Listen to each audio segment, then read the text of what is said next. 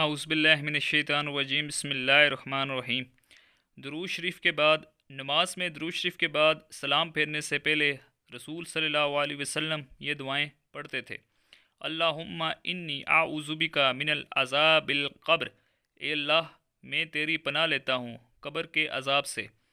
وَأَعُوذُ بِكَ مِنَ الْفِتْنَةِ الْمَسِيحِ الدَّجَّالِ وَأَعُوذُ بِكَ مِنَ الْفِتْنَةِ الْمَحْيَا وَالْمَمَاتِ، اور تیری پناہ لیتا ہوں کانے دجال کے فتنے سے، اور تیری پناہ لیتا ہوں زندگی اور موت کے تمام فتنوں سے۔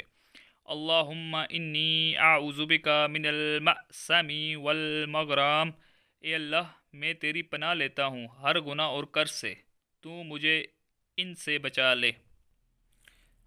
بسم اللہ الرحمن الرحیم۔ اللہم اغفر لی ما قدمت وما اخرت وما اسررت وما اعلنت وما اسرفت وما انت اعلم به منی، انت المقدم وانت المؤخر لا الہ الا انت۔